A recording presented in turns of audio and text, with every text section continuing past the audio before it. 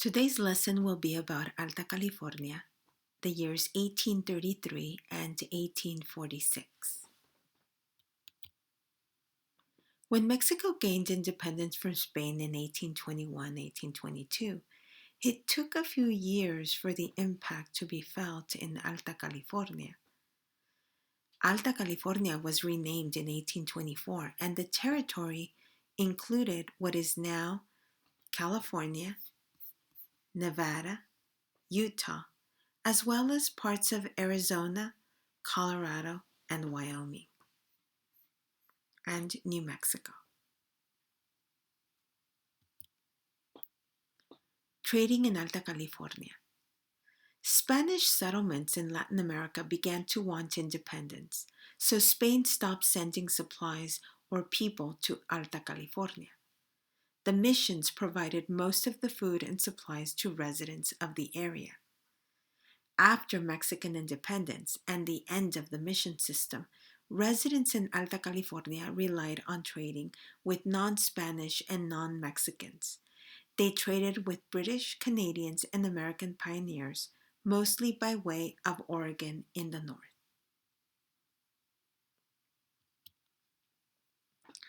Rancheros and the land grant boom.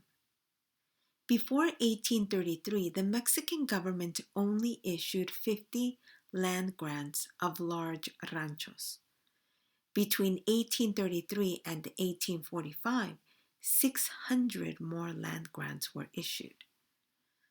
A few emigrants from the U.S. were given land grants if they converted to Catholicism and became Mexican citizens.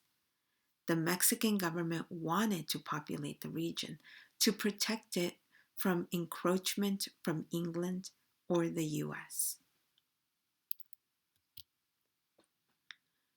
First settlers from the U.S. in Alta California. Alta California's major industries were cattle raising for beef and hides. After secularization, California rancheros depended on trade with English and Canadians for food and other supplies. The missions no longer produced food nor manufactured goods. In 1826, Jedediah Smith led the first American fur trappers, known as mountain men, into California from Oregon. Yet, it wasn't until 1841 that the first organized immigrant settlers from the eastern U.S. arrived to California, crossing the plains, led by John Bidwell and John Bartleson. And here is a map that shows the trajectory of their trip, which probably began in Independence, Missouri. Sutter's Fort. Johann August Sutter, who was born in Germany of Swiss descent, arrived to New York in 1834. He became an American citizen. Over the next 10 years, he traveled all the way to Hawaii.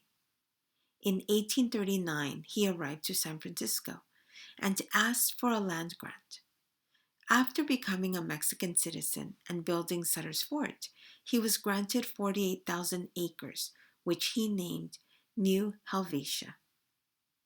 Sutter's Fort was important for traveling immigrants from the U.S. Sutter was able to build with the labor of Maidu people and some Hawaiian people who had come with him from Hawaii. And this map shows the trail that most of the pioneers took.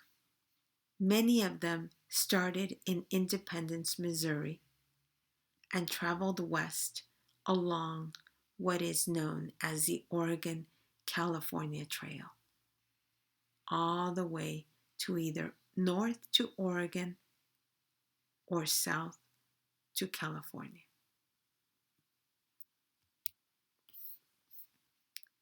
In 1803, the U.S. purchased a large territory from France in the Louisiana Purchase. This new territory more than doubled the territory of the United States. President Thomas Jefferson wanted to know everything about the new territory to plan for the future. Lewis and Clark mapped and inventoried the new territory between 1804 and 1806. So, this is the territory of the United States at the time.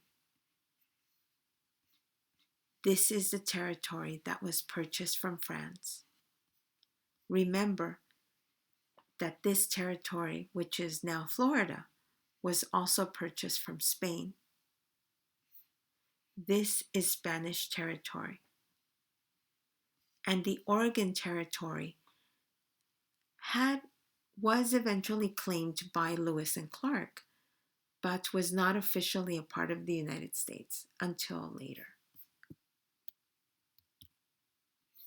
The maps made by Lewis and Clark of the Oregon Trail became important for immigrants or pioneers from the eastern U.S.